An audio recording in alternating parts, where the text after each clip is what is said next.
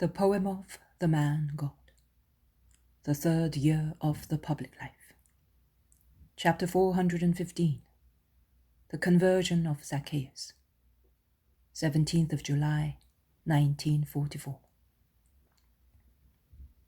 I see a large square which looks like a market and is shaded by palms and other lower leafy trees. The palm trees grow here and there without any order, and their top leaves rustle in the warm upper breeze, which raises a reddish dust, as if it came from a desert or from an uncultivated place of reddish earth. The other trees, instead, form shady porches along the sides of the square, and vendors and buyers have taken shelter under them, in a restless, shouting din. In a corner of the square, exactly where the main road leads into it, there is a primitive excise office. There are scales and measures, and a bench at which is sat a little man who oversees, watches and deals in cash, and to whom everybody speaks, as if he were very well known. I know that he is Zacchaeus, the excise man, as many people address him. Some ask him about the events of the town, and they are mainly strangers, some to pay their taxes. Many are surprised at seeing him worried. He seems, in fact, absent-minded and engrossed in thought. He replies in monosyllables and at times with gestures, which amazes many, who know that Zacchaeus is usually talkative. Some ask him whether he is not feeling well, or if any of his relatives is ill, but he says no. Only twice he shows keen interest. The first time when he questions two people who have come from Jerusalem and are speaking of the Nazarene, of his miracles and teaching. Zacchaeus then asks many questions.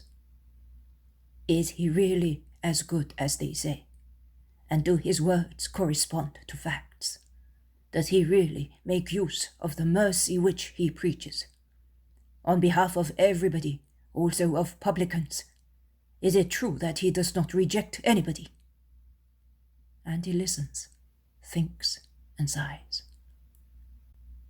The second time when someone points out to him a bearded man who is passing by with a little donkey laden with household goods. See, Zacchaeus? That is Zacharias the leper. He lived in a sepulchre for 10 years.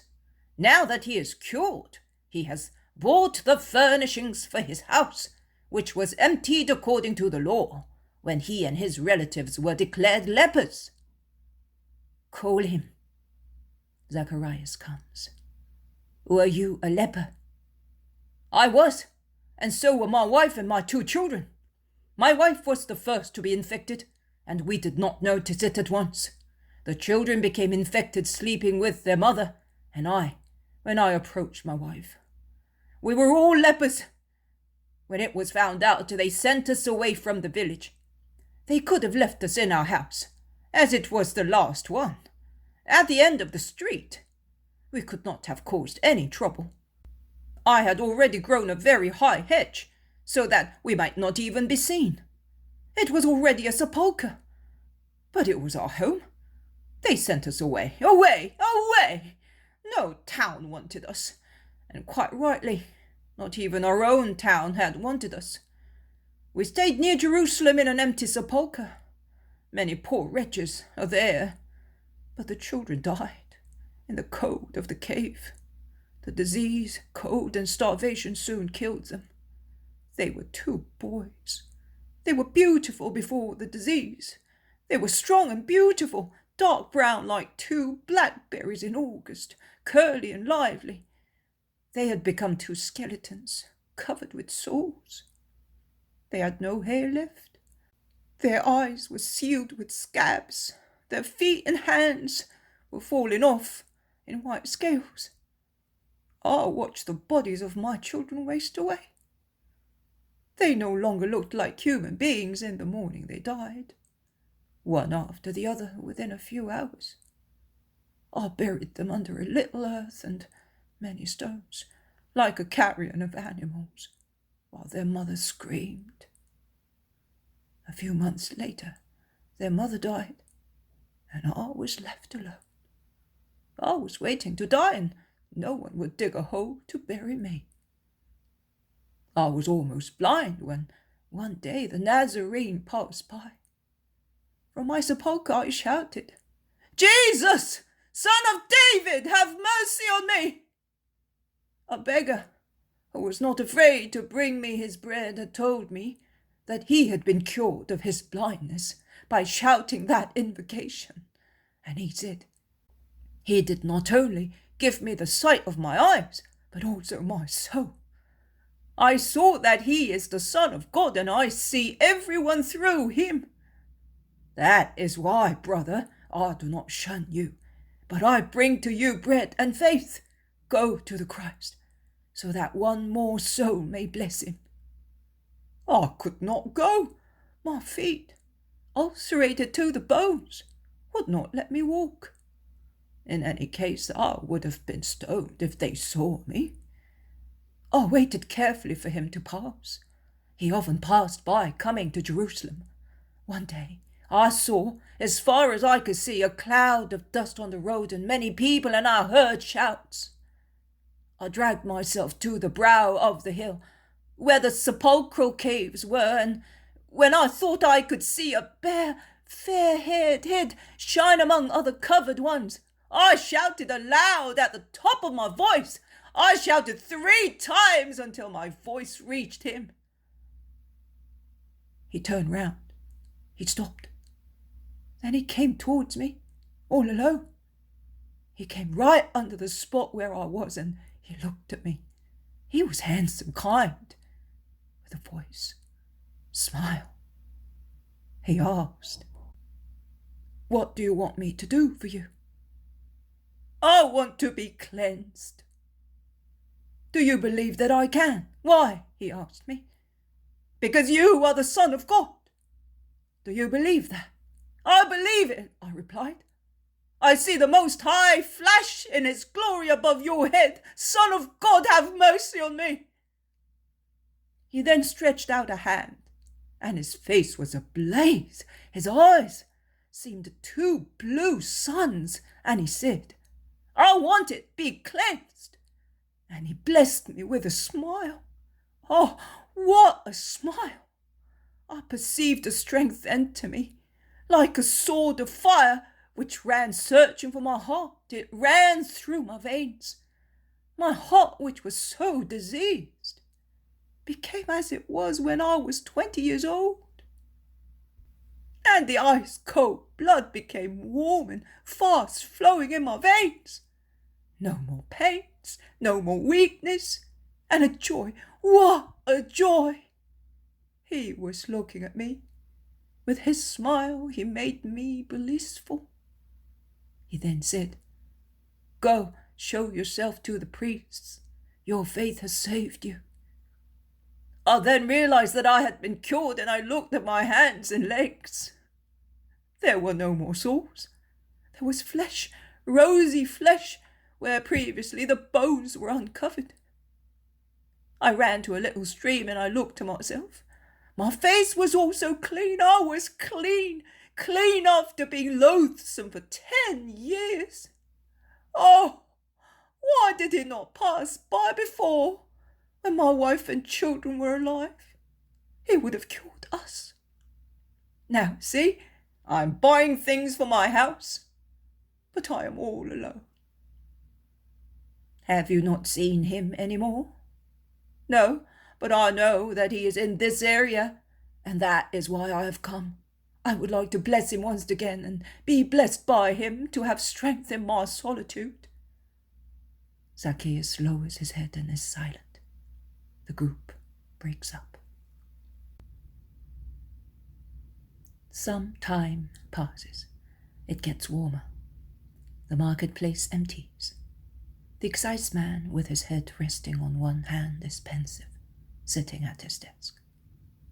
"Here is the Nazarene!" shout some children, pointing at the main road. Women, men, sick people, beggars rush towards him. The square is empty. Only some donkeys and camels, tied to the palm trees, remain where they were, and Zacchaeus remains at his desk. He then stands up and climbs on his desk, but he cannot see anything because many people have pulled off branches and are waving them joyfully, and Jesus is bending over sick people. Zacchaeus then takes off his garment, and having on only his short tunic, he climbs one of the trees. He goes up the large, smooth trunk with difficulty, as his short arms and legs make climbing difficult. But he succeeds, and sits astride 2 branches as on a perch. His legs hang from that kind of railing, and from his waist upwards he leans out as if he were at a window, and he watches. The crowds arrive in the square. Jesus looks up and smiles at the solitary spectator perched on the branches. "Zacchaeus, come down at once. I am staying at your house today," he orders. And Zacchaeus, after a moment of astonishment, his face purple with excitement, lets himself slide down on the ground like a sack. He is so excited that he is hardly able to put on his clothes. He closes his books and cash desk with gestures which he would like to be very fast, but instead of very slow. But Jesus is patient. He caresses some children while waiting. Zacchaeus is ready at last. He approaches the master and leads him to a beautiful house with a large garden around it, in the center of the town. A beautiful town, not much inferior to Jerusalem with regard to its buildings, if not to its size. Jesus goes in, and while waiting for the meal to be made ready, he takes care of sick and healthy people with such patience as he only is capable. Zacchaeus comes and goes, busying himself. He is beside himself with joy. He would like to speak to Jesus, but Jesus is always surrounded by a crowd of people. At last, Jesus dismisses everybody, saying, "Come back at sunset. Go to your homes now. Peace be with you." The garden empties and the meal is served in a beautiful, cool hall facing the garden. Zacchaeus has done things in great style. I do not see any other relatives, so I think that Zacchaeus is single and lives only with many servants. At the end of the meal, when the disciples scatter in the shade of the bushes to rest, Zacchaeus remains with Jesus in the cool hall. In actual fact, Jesus remains alone for a little while, because Zacchaeus withdraws to let him rest. But he comes back and looks through a slit in the curtains. He sees that Jesus is not sleeping, but is pensive. He then approaches him. He is carrying a heavy coffer, which he lays on the table near Jesus and said, "Master, they have spoken to me about you for some time. One day, on a mountainside, you said so many truthful things that our doctors cannot excel them. They remained in my heart, and since then I have been thinking of you. Then I was told that you are good, and that you do not reject sinners. I am a sinner, Master. They told me that you cure sick people. My heart is diseased, because I defrauded. I practiced usury. I have been a depraved fellow, a thief, hard on the poor. But now I have been cured, because you spoke to me. You approached me, and the demon of sensuality and riches fled. And as from today, I belong to you, if you do not reject me. And to prove to you that I am reborn in you, I divest myself of the ill-acquired riches, and I give you half of my wealth for the poor. And I will use the other half to give back, multiplied by 4, what I got by fraud. I know whom I cheated. Then, after handing back to each of them what belongs to them, I will follow you, Master, if you allow me. I do want that. Come. I have come to save and call people to the light.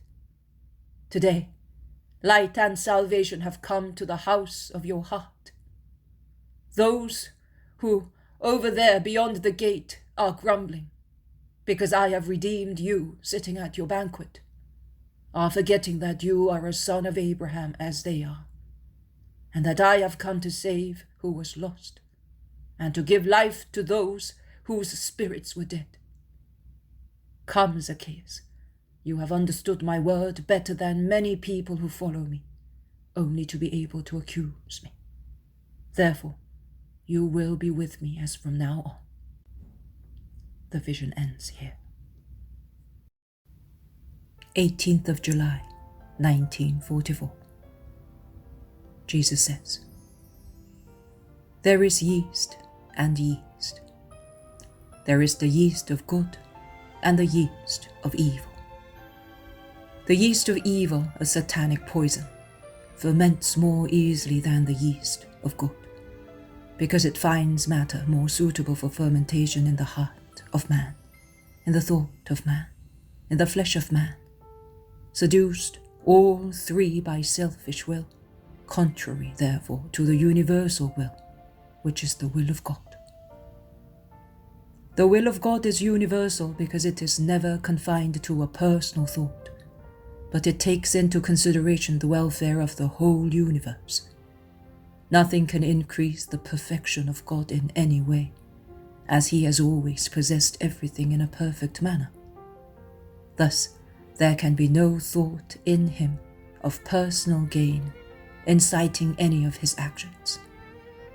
When we say, this is done to the greater glory of God, in the interest of God, we do not mean that divine glory is in itself susceptible to improvement, but that everything which in creation bears the mark of good, and any person doing good, and thus deserving to possess it, is adorned with the sign of divine glory, and thus gives glory to glory itself, which has created all things gloriously.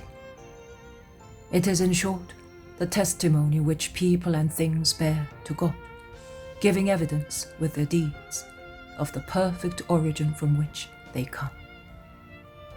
Thus, when God orders or advises you to do an action or inspires you with one, he does not aim at any selfish interest, but at your welfare, with altruistic charitable mind. That is, therefore, the reason why the will of God is never selfish. On the contrary, it is a will which aims entirely at altruism and universality. It is the only and true strength in the universe which considers universal welfare.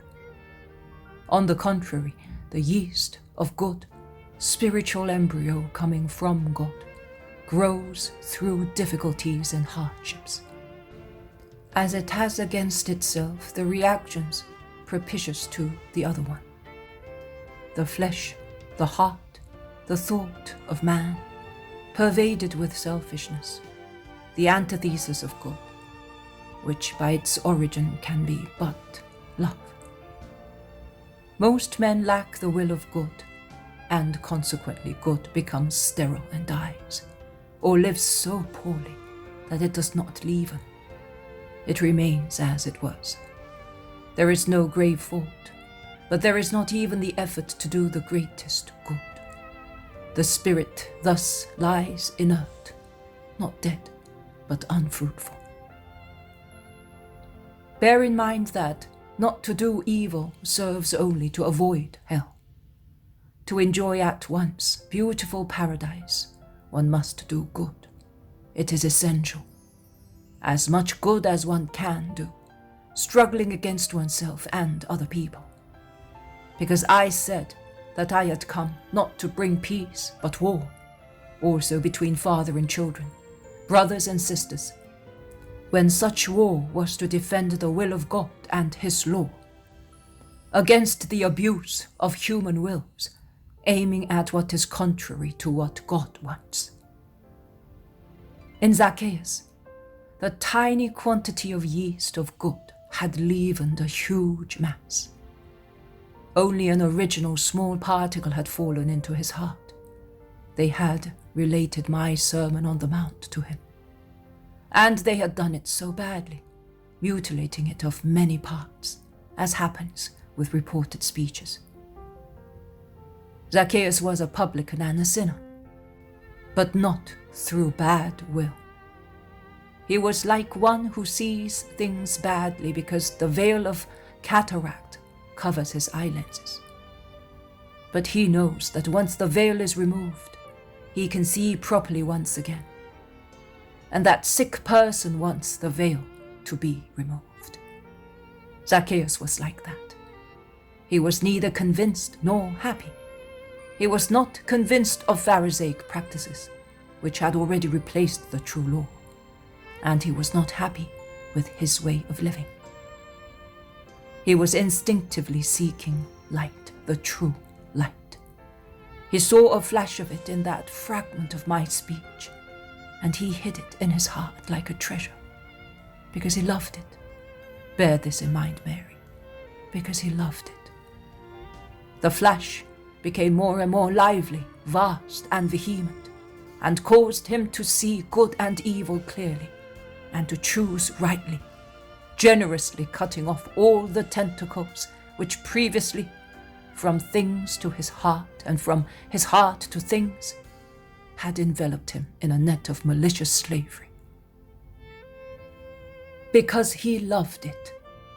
That is the secret of success or failure. One succeeds when one loves. One has little success when one loves niggardly.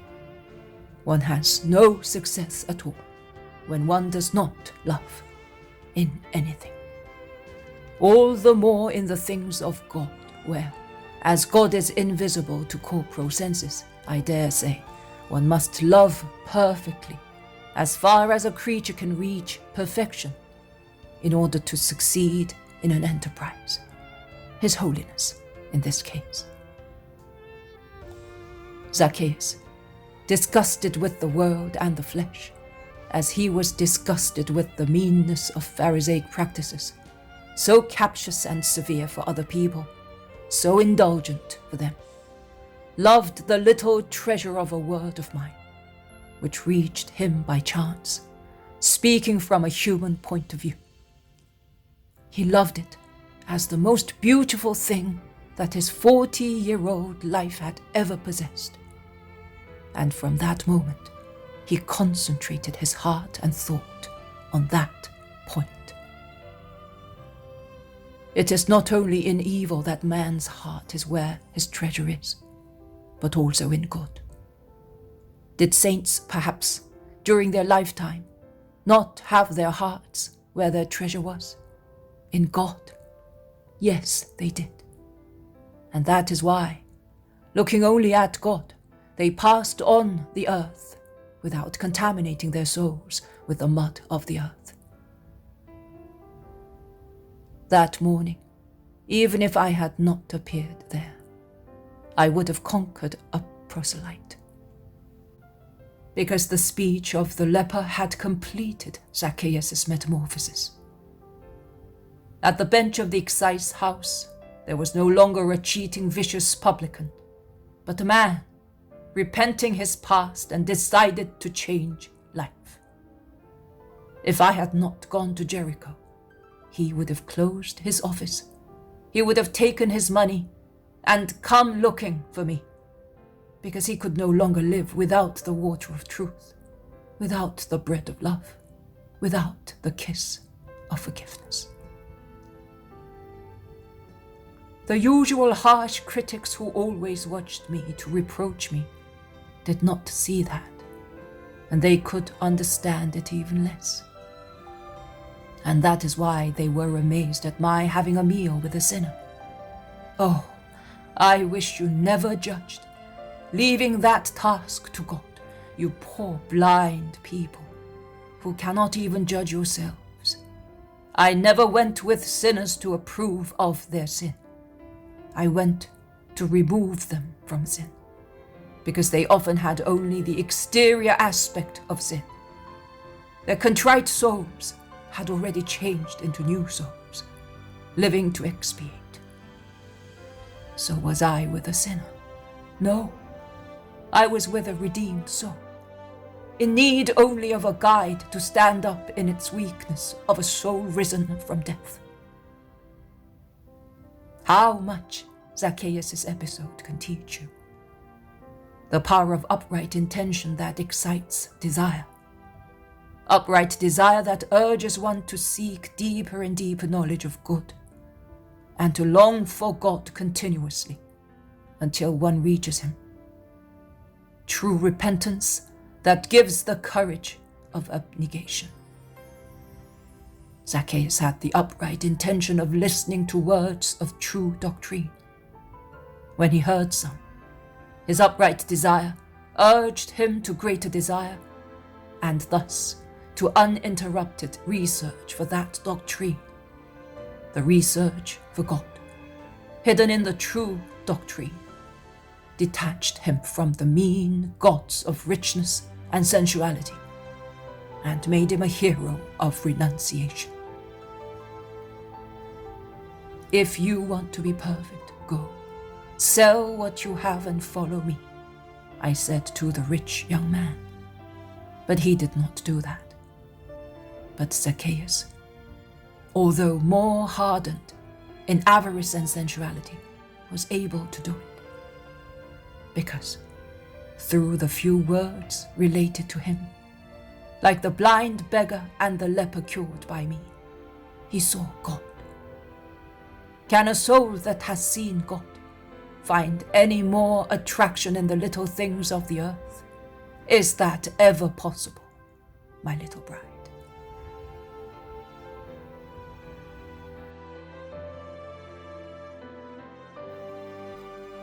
"19th of July, 1944. Jesus says, "In my several Beatitudes I enunciate the requisites necessary to achieve them, and the rewards that will be given to the blessed ones. But while the categories mentioned are different, the reward is the same, if you consider the situation carefully, to enjoy the same things that God enjoys. Different categories. I have already explained that God, with His thought, creates souls of different tendencies, so that the earth may enjoy a just balance in all its inferior and superior necessities. If the rebellion of man upsets that balance, as he always wants to go against the divine will, which guides him lovingly along the just way, it is not God's fault. Men, perpetually dissatisfied with their situation, invade or upset other people's estates, either by means of true and proper abuse of power, or by attempts at such abuse. What are world wars, family feuds, professional warfare, but such active abuse? What are social revolutions? What are the doctrines that clothe themselves with the name social, but in actual fact are nothing but arrogance and the very opposite of charity, because they neither want nor practice the justice they preach. On the contrary, they overflow with outbreaks of violence, which do not relieve oppressed people, but increase their numbers to the advantage of a few arrogant fellows. But where I, God, reign, such alterations do not take place. Nothing upsets order in my kingdom and in the spirits which are really mine. Thus, the several aspects of the multiform holiness of God are lived and rewarded, because God is just, pure, peaceful, merciful, free from the greed of fleeting riches, joyful in the happiness of His love. Some souls tend to one form, some to another. They tend in an eminent manner, because all virtues are present in saints. But one predominates, and on account of it, that saint is particularly celebrated among men. But I bless and reward him on account of all of them, because the reward is to enjoy God, both for the peaceful and the merciful, for those who love justice, and for those who are persecuted by injustice, for the pure and the distressed, for the meek and for the pure in spirit. The pure in spirit. How badly is this definition always understood, even by those who perceive its right meaning.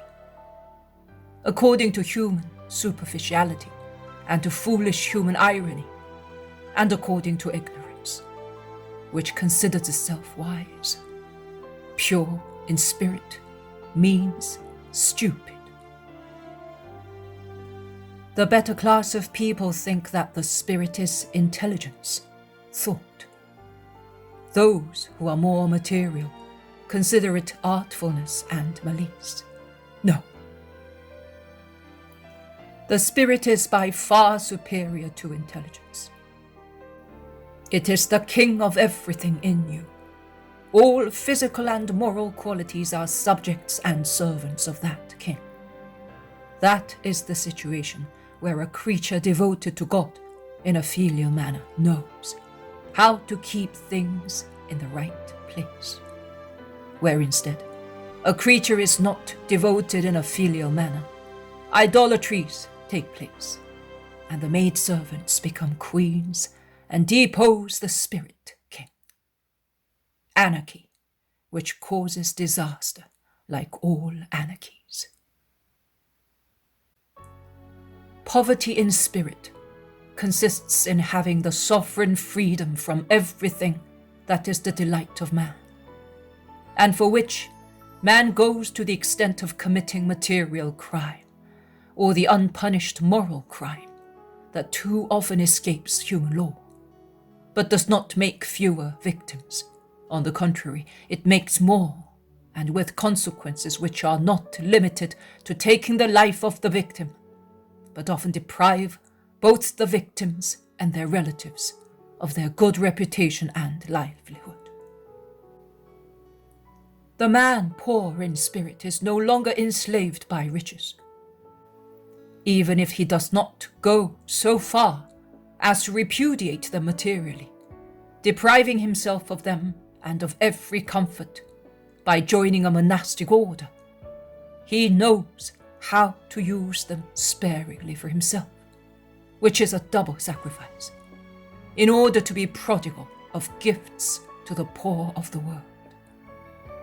He has understood my sentence: make friends by means of unjust riches,